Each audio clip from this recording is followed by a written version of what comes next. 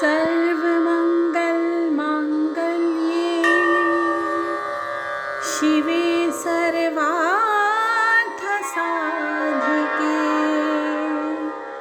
शरण्ये त्र्यम्बके गौरी नारायणी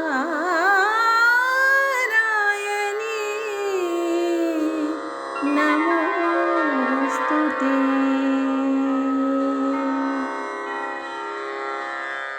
जय माँ इंद्राक्षी, जय अम्बे। इंद्राक्षी धाम में दर्शकों आप सभी का हम हार्दिक स्वागत करते हैं। आइए आज के इस विशेष अंक में हम बात करते हैं नवरात्र में जो हम ज्वार बोते हैं, जौ बोते हैं, खेतरी बीजते हैं, उसे हम जयंती कहते हैं। तो जयंती जो हमने घर में लगाई होती है पूजन के कक्ष में, उस जयंती का क्या महत्व है और उस जयंती के क्या क्या प्रयोग भी हो सकते हैं। और साथ ही नवरात्र चल रहे हैं, इन नवरात्रों में जो पूजन की बची सामग्री होती है, ये चढ़ी हुई सामग्री होती है, धूप दीप की जो बती हुई बत्तियां होती हैं और साथ में फूल आदि होते हैं, उनका हमें बाद में क्या करना चाहिए। बहुत लोग तो ऐसे ही डस्टबिन में डाल देते हैं, ये तरीका बिल्कुल गलत है। ध्यान से इस अंक को सुनिएगा, आपके बहुत काम आएगा। आइए आज का हम पंचांग देखें। 3 अप्रैल सन 2025, दिन बृहस्पतिवार, संवत 2082, चैत्र मास, शुक्ल पक्ष, तिथि आज षष्ठी है, नक्षत्र रोहिणी है, राहु काल 1:30 से 3, दिशा शूल दक्षिण दिशा। आज भगवती कात्यायनी का पूजन किया जाता है। आज छठा नवरात्र है और कल भगवती कालरात्रि का पूजन होगा। कल सप्तम नवरात्र रहेगा। कल सप्तम नवरात्र में विशेष तौर से ध्यान रखना, तीनों रहस्य पढ़े जाएंगे। अभी आपको कार्यक्रम में सारी जानकारी हम देने वाले हैं। तो आइए सबसे पहले हम बताते हैं जयंती का महत्व। खास तौर से जो जयंती घर में लगाई जाती है पूजन कक्ष में भगवती दुर्गा के सामने या कलश के चारों तरफ, वो बड़े अनुष्ठानों में या शारदीय नवरात्र में बहु प्रचलित है ये। लेकिन वासंतिक नवरात्र जो चैत्र के नवरात्र चल रहे हैं, इनमें भी बहुत लोग जयंती लगाते हैं। जयंती से यही अर्थ निकलता है कि एक तो शुभ होती है घर में, और किसान जब पहले बुआई करते थे तो इस जयंती के माध्यम से ही पता लग जाता था कि फसल का अनुपात कैसा रहेगा। अब हम इसको दूसरे आंकड़े में देख सकते हैं कि जितनी सुंदर जयंती, जितनी लहराती हुई जयंती, उतना ही शुभ आपने कर्म किया है, उतना ही अच्छे से आपकी पूजा हुई है और उतना ही भगवती की कृपा आपके घर पे बरसेगी। लेकिन ये अनुमान भी गलत है कि अगर जयंती कमज़ोर हुई है, कम हुई है, तो आपको कोई दुख आएंगे या कहीं कुछ गलत हो गया। नहीं बेटा, कई बार जो हम जौ बोते हैं, ये वास्तव में तो जौ बोए जाते हैं इसमें, इसलिए जौ बीजना कहते हैं और जौ बीजने को ही जयंती कहा जाता है। ज्वार अलग होती है, लेकिन कुछ लोग जौ को भी ज्वारी के नाम से जान लेते हैं, आसान हो जाता है आपके समझाने के लिए। लेकिन मेन तो ये जौ हैं, जौ बीजे जाते हैं और ये जौ को ही जयंती कहा जाता है।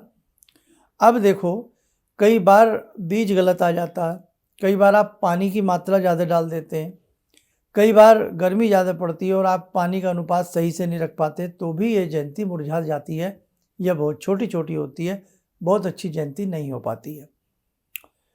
पूजन के अंतिम दिन, जिस दिन हम कन्या पूजन करते हैं या हम नवमी करते हैं, अष्टमी करते हैं, जो भी आप करते हैं, उसी दिन इस जयंती को चांदी के सिक्के से काटा जाता है। इस फसल को सभी देवी देवताओं को अर्पण किया जाता है। बच्चों की पुस्तकों में इसको रखा जाता है। जो सब्जेक्ट बच्चों को हार्ड लगते हैं उसमें भी इसको रखा जाता है। भगवान श्री गणपति को, भगवती दुर्गा को, श्री राम को, सबको ये जयंती चढ़ाई जाती है।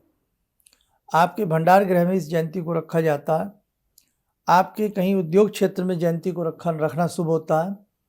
और साथ में ही जब रामनवमी आती है, भगवान श्री राम को पुष्पों के रूप में जयंती चढ़ाना बड़ा शुभ होता है। शारदीय नवरात्रों में तो बहुत ही इसका अति महत्व बढ़ जाता है। भगवान श्री राम का कहीं भी आसपास मंदिर हो, वहाँ जाकर की भी जयंती चढ़ाना बहुत शुभ माना जाता है और भगवान राम की विशेष कृपा जयंती चढ़ाने वाले साधक को प्राप्त होती है। इसके और भी अनेकों भेद हैं, वो आपको हम 1-2 दिन में और भी आगामी अंकों में समय रहा तो ज़रूर बताएंगे। और जयंती की एक खास बात और है, जो आपने जयंती बोई है, जयंती, बहुत लोग तो जयंती नाम शब्द शायद पहली बार सुन रहे होंगे। ये जो खेतरी आप जिसे कहते हैं, जिसे आप ज्वारी बीजना कहते हैं, जो बीजना कहते हैं, इसको जयंती कहते हैं बेटा। नए नए दर्शक जुड़ते रहते हैं, बार बार बताना पड़ता। जयंती के मध्य में कोई सफ़ेद रंग की जयंती आ जाए, नीचे से ऊपर तक पूरा सफ़ेद रंग की जयंती हो, वाइट जैसा दूध होता। नीचे नीचे से तो वाइट सबके होंगे, किसी के ऊपर से थोड़े से वाइट हो जाते हैं, पानी ज़्यादा देने से भी हल्के हल्के वाइट पड़ जाते हैं। लेकिन कोई कोई जयंती बिल्कुल दूध की तरह नीचे से ऊपर तक सफ़ेद होगी, बहुत ही शुभ होती है। तिलक लगा करके, धूप दीप दे करके, लाल कपड़े में वेष्टित करके उसे अपनी गल्ला लोकर तिजोरी में रख लेना।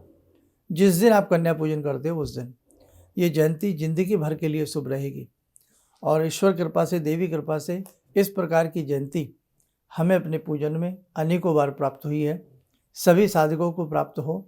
तो इसलिए और भी इसकी इतनी सारी गुह्य बातें हैं, मैं आपको बताने पे आऊँ तो कार्यक्रम बहुत बड़ा हो जाएगा, है ना बेटा। तो फिलहाल इतना ही आप समझें। अब हम दूसरे पॉइंट पे आते हैं कि नवरात्र जो चल रहे हैं, इसमें जो फूल, धूप, बत्ती आदि बच जाती है, जली हुई धूप बत्ती बच गई, जोत बत्ती बच गई, पुष्प चढ़ाए थे वो हैं आपके पास, चावल हैं वो हैं आपके पास, कभी भी इन्हें डस्टबिन में, बाहर के कूड़े करकट में नहीं डालना चाहिए, क्योंकि ये भगवान को चढ़ाया गया निर्माल्य है, भगवान को चढ़ाई हुई सामग्री है, बहुत कीमती है, भगवान का उसमें शुभ आशीष बसता है। इसलिए या तो अपने घर के, अगर आपके पास काफ़ी सारे गमले छत पे या कहीं आपने बैल्कनी में लगा रखे हैं, उन्हीं में इनको डाल दें, किसी तरह का कोई हर्ज नहीं है, कोई पाप नहीं है, बहुत शुभ रहता है। भगवान की सामग्री है, चढ़ा सकते हैं घर में, कोई दिक्कत नहीं है। जल प्रवाह के लिए इसलिए मना किया जाएगा क्योंकि अब देखो जल प्रदूषित पहले ही हो रहा है, जल की कमी पहले ही हो रही है, इसलिए जल में न डालें। पूरा एक सामान किसी उसमें लेकर के, थैले में किसी चीज़ में लेकर के, लास्ट वाले दिन कन्या पूजन वूजन कर लो, चाहे उसके अगले दिन चले जाना। कहीं भी सड़क के किनारे आपने देखा ना, पेड़ पौधे बहुत होते हैं, तो कहाँ जहाँ आपको शुद्ध स्थल नज़र आवे, प्रणाम करके ये सामग्री सारी खोल करके, लिफाफे से खोल करके डाल दीजिए। पॉलीथीन का प्रयोग ना करें, और लिफाफा यदि पॉलीथीन में ले गए हैं तो उसको पॉलीथीन से निकाल करके सारा सामान कहीं शुद्ध जगह डाल करके, पॉलीथीन अपनी वापस ला करके अपने डस्टबिन में घर ला करके डाल लीजिए। खाद बन जाएगी, मिट्टी की चीज़ है, मिट्टी में ही मिल जाएगी। और शुद्ध स्थल पर कहीं डालें। बहुत लोग उसको कहीं शुद्ध स्थल पर जाके हल्का सा खड्डा बना करके भी उसको दबा देते हैं, वो भी शुभ होता है। तो बेटे ध्यान रखना, ये सारी चीज़ें ऐसी जगह ना डालें कि किसी के पैर में आए, जूता चप्पल में आए, या आप इसे डस्टबिन में डाल दें। अब आज जैसे कि छठा नवरात्रा है, छठे नवरात्रे का क्या, कौन सा भोग है, कौन सा पाठ है, कल बता दिया था हमने, है ना। करने वाले ने तो कर भी लिया होगा बहुत कुछ। और अब फिर पुनः सुन लीजिएगा, और कल तीनों रहस्य पढ़े जाएंगे, कल की सारी चीज़ें सुन लीजिएगा। कल 7वां नवरात्र है और कल पाठ आपका पूर्ण हो जाएगा, ठीक है। आइए ध्यान से सुने। आज छठा नवरात्र है। आज छठे नवरात्र में का जो स्वरूप होता है वो माँ कात्यायनी होती हैं। भोग में मधु का भोग लगता है। पाठ 11वां अध्याय आज किया जाएगा। कल सप्तम नवरात्र है। सप्तम नवरात्र का जो स्वरूप होता है वो भगवती कालरात्रि का होता है, अर्थात कालरात्रि की कल के दिन पूजा की जाती है। भोग में भगवती को गुड़ का भोग प्रिय है। कल की सप्तमी में पाठ कल 12वां और 13वां होकर के पूर्ण हो जाएगा। और उस 12वें 13वें अध्याय के बाद ये 3 रहस्य नोट कर लें। प्राधानिक रहस्य, वैकृतिम रहस्य और मूर्ति रहस्य, ये तीनों रहस्य पढ़े जाएंगे। ये भी मैं आपको इसका भी सारी जानकारी दे देता हूँ, कहाँ से कैसे पढ़ेंगे ये भी आप नोट कर लेना। अब देखो, सारा आपने लिख लिया है। अब ये 3 रहस्य आपको कहाँ से प्राप्त होंगे। दुर्गा सप्तशती में ही पहले आप पाठ का शाप विमोचन की तीनों मंत्र पढ़ेंगे, फिर आप कवच, अर्गला, कीलक पढ़ेंगे, वो आपको मालूम ही है। तंत्रोक्त रात्रि सूक्तम पढ़ेंगे, नवारण मंत्र की माला करेंगे, 12वां 13वां अध्याय करेंगे। उसके बाद पुनः नवारण मंत्र की एक माला करेंगे, फिर तंत्रोक्त देवी सूक्तम पढ़ेंगे, फिर तीनों रहस्य आप अपनी पुस्तक में ही देख लेना, इंडेक्स में, विषय सूची में। प्रधानिकम रहस्य, वैकृतिम रहस्य, मूर्ति रहस्य, तीनों रहस्य आप पढ़ लें। जिन्हें हिंदी आती है, वो, जिन्हें संस्कृत अच्छे से नहीं आती है, वो हिंदी में पढ़ लें। और जो हिंदी में पढ़ रहे हैं तो बेटा कोई दोष नहीं है, आप पढ़ सकते हैं। तीनों रहस्य पढ़ने के बाद 32 नाम पढ़ना चाहें ज़रूर पढ़ें, सिद्धगुंजी का करना चाहें तो ज़रूर करें। फिर वो शुरू वाले तीनों मंत्र शाप विमोचन के, कीलन उत्कीलन के। उसके बाद बेटे ओम जय अम्बे गौरी मैया जय श्यामा गौरी आप अपनी आरती कर करके अपना नवरात्र अच्छे से मनावें। अब देखिएगा कल 7वां दिन है, एक नवरात्र घटा है इस बार, और इसलिए बहुत अच्छे से भगवती जगत जननी की आपको कृपा प्राप्त हो। शुद्धता के साथ, शुद्ध मन के साथ, शुद्ध तन के साथ सारी चीज़ें करना। और जिनके यहाँ अष्टमी की जाती है तो वो अष्टमी पूजन कर लेना अच्छे से, जिनके यहाँ नवमी की जाती है वो नवमी पूजन कर लेना। बाकी कल के नवरात्र में हम और बहुत सारी बातें आपको अष्टमी पूजन की बता देंगे, नवमी पूजन की भी बता देंगे, वो सुन लेना। जो साधक गायत्री साधना कर रहे हैं उनकी गायत्री साधना भी चलेगी, क्योंकि ये थी तिथियों के हिसाब से नवरात्र, जैसे जैसे तिथियां चल रही हैं। लेकिन जो गायत्री साधना कर रहे हैं वो दिनों के हिसाब से कर रहे हैं। 9 दिन लगातार साधना चलेगी। यज्ञ यदि आप नहीं कर पाते हैं तो 24 मालाएं अतिरिक्त कर लें, वो आप ध्यान रखें। किसी को कहीं जाना पड़ जाए, किसी दिन की माला छूट जाए, उसको धीरे धीरे करके 9 दिन में पूरी कर लें। 3 समय में भी साधना कर सकते हैं यदि एक बैठक में नहीं हो पा रही है। सुबह दोपहर 12 बजे से 2 बजे के बीच में कर लें, संध्या को 4 बजे से लेकर के 6 साढ़े 6 बजे तक या 7 बजे तक बड़ी हद आप उसे कर सकते हैं। हिम्मत रखना, मन मत दुखाना। बहुत लोगों के पैर दुखेंगे, कमर दुखेगी, कभी पैर को बदलेंगे, कभी सोचेंगे हाय राम कैसे होगा। अभी तो 4था ही दिन है, दिनों के हिसाब से तो 4था ही दिन बैठेगा, 4था 5वां। अभी तो 9 दिन करना है, कैसे होगा, काम बहुत होता है। तो देखो भगवान सब करा लेंगे। सबसे बड़ी बात यही है कि कोई ऐसा सत्कर्म है आपका जो आप इस दैवीय साधना से जुड़े हैं। नहीं तो आज के समय में लोगों को आलस्य से फुर्सत नहीं, टीवी देख लेंगे बहुत बहुत देर, गपशप मार लेंगे बहुत बहुत देर, लेकिन आत्म कल्याण के लिए और अपनी सुंदर जीवन को संवारने के लिए बहुत कम समय मिलता है। हम हमेशा जीते हैं तो परिवार के लिए जीते रहते हैं और जीना चाहिए, लेकिन ज़्यादातर समय हमारी ज़िंदगी का अपने कामों में जाता है, लेकिन आत्म कल्याण की सोच हमारी नहीं हो पाती है। इसलिए बेटे ध्यान रखना, इस आलस्य को थोड़ा सा दूर करके हिम्मत मार लो, जितना आपसे बन पड़े आप करने का प्रयास करें। जो 27 माला या कोई माला नहीं कर पा रहे हैं तो कम से कम ऐसे लोग प्रयास करें 3 या 5 माला गायत्री की, वो नवरात्र तक कम से कम प्रतिदिन कर लें। ठीक है, बहुत अच्छे से करिएगा, भगवती की कृपा आपके ऊपर बरसेगी। आइए समय हो चला है, भगवती कात्यायनी का ध्यान करते हैं। ॐ सिन्दूरारुणविग्रहां त्रिनयनां माणिक्यमूलस्फुरात् स्तारानायकशेखरं स्मितमुखी वापेन वक्षोरुवां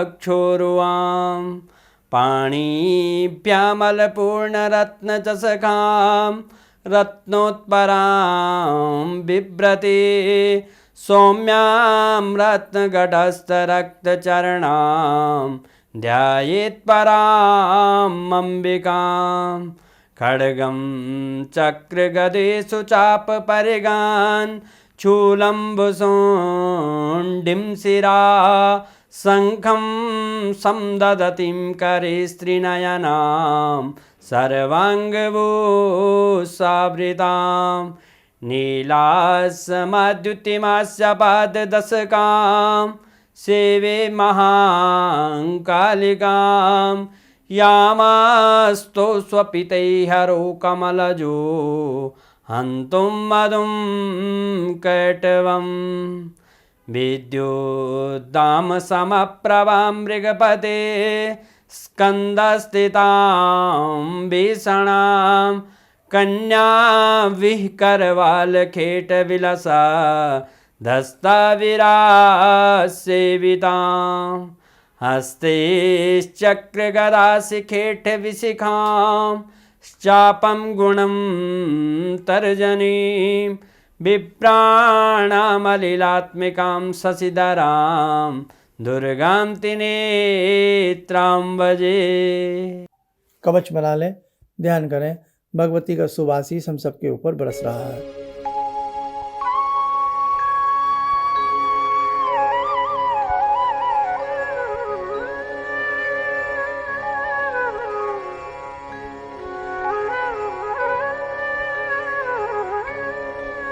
ओम बोलते हुए नेत्र खोलें, सामान्य हो जाए। देखो साधकों, बहुत सारी चिंताएं हैं जो आने वाले समय में बढ़ सकती हैं। इसलिए जो आज के समय में अच्छी भक्ति कर लेगा ना, अच्छे भगवान के मंत्रों को पढ़ करके उनके करीब जाएगा, अच्छी सोच रखेगा, उसका बाल बांका नहीं होगा। इसलिए ध्यान रखें, अपनी भक्ति को सर्वोपरि मानें, अपनी भक्ति को पहल दें और बहुत अच्छे से अपनी भक्ति को करें। भगवान आपसे दूर नहीं है, आपके कार्य भी शीघ्र सिद्ध होंगे। चलिए, आप सब लोग स्वस्थ रहें, सुखी रहें। इन्हीं शुभकामनाओं के साथ हम अपनी वाणी को विराम देते हैं। जय जय अम्बे। मेरी बहुत दिन से दिली इच्छा थी कि आप जैसे कोई मुझे धर्मात्मा पर महापुरुष मिलें और मैं वहाँ जाके जुड़ के और देश समाज से के लिए कुछ कर पाऊँ। कई चीज़ें हैं समाज में, समाज सेवा में भी मन में वो शांति नहीं मिली, जैसे आप समझ सकते हैं कि बहुत सारी गड़बड़ियाँ भी रहती हैं। आज का अनुभव यही है कि मुझे आस लगता है कहीं सही रास्ता मिल गया है, सही मंजिल मिल गई है। जो मैं करना चाहती थी शायद अब मैं कर पाऊँगी। किसी भी समस्या के समाधान के लिए मिले प्रसिद्ध हस्तरेखा एवं वास्तु विशेषज्ञ प्रोफेसर धर्मेंद्र शर्मा जी से। नोट: शिविर में भाग लेने हेतु एवं व्यक्तिगत रूप से मिलने के लिए कॉल करने का समय सुबह 10 बजे से शाम 6 बजे तक। हमारे विभिन्न ज्ञानवर्धक कार्यक्रम देखने के लिए आप हमें अभी सब्सक्राइब करें, बेल आइकन को प्रेस करें ताकि आप देख सकें हमारा कार्यक्रम सबसे पहले। और अधिक जानकारी के लिए फेसबुक पेज को लाइक करना न भूलें।